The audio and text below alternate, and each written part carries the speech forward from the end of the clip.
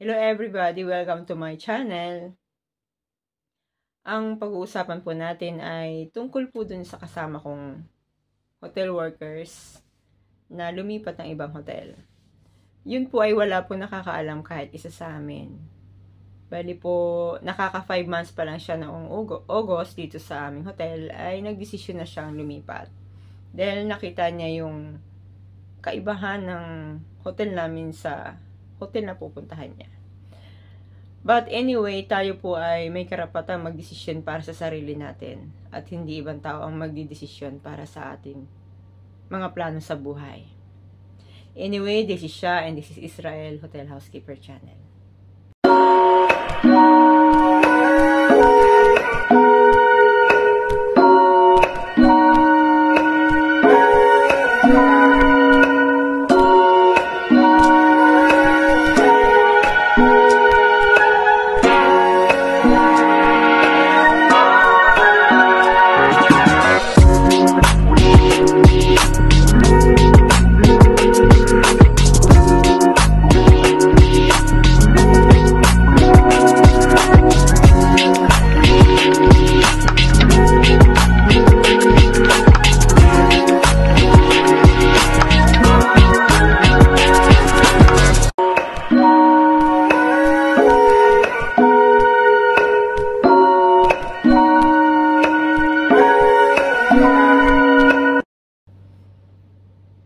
Tayo po ay may kanya-kanyang desisyon at pangarap sa buhay. At kahit pasabihin ng ibang tao yan at nasa sayo pa rin ang desisyon na para sa iyong mga pangarap. Ang ikikwento ko po sa inyo ay si RC. RC na lang po ang babanggitin kong pangalan. Si RC po ay naging kapartner ko siya sa trabaho. At alam ko kung paano siya trabaho at ginagabayan ko rin siya paano maging mabilis siya sa trabaho. At nakita ko naman yung improvement niya, maayos, malinis naman po siya magtrabaho. Yun lang, kasi syempre sa kaming mga magkasama, hindi ko rin alam na siya ay aalis.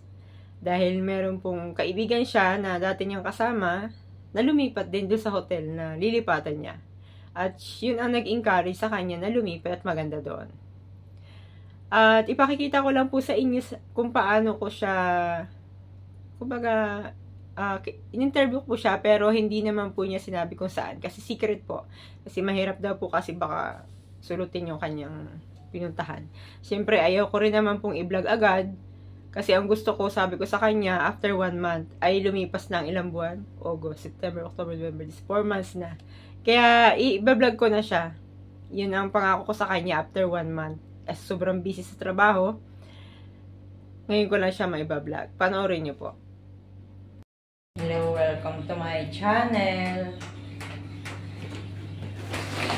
Ibibigay ko to kay Rhea. Bigyan ko siya ng cookies. Bahala na, ipamigay na lang niya. May bibigay ako sa kanya bago siya umalis. Sana magustuhin niya. Good luck, Rhea. Oh.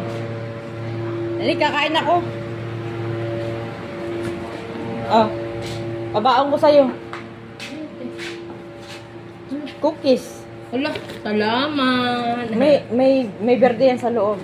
Ingat, well. baka mawala. Pambili mong lollipop. Salamat. Bye-bye. Salamat, ate. Bye-bye, Rhea.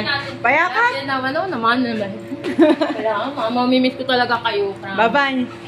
Kasi mamaya, busy ako. Baka niya makababa agad. Yun. Kaya, nung umalis siya, niyakap ko siya at may sinabi ko sa kanya nung niyakap ko siya.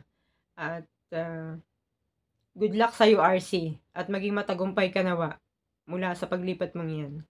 God bless you.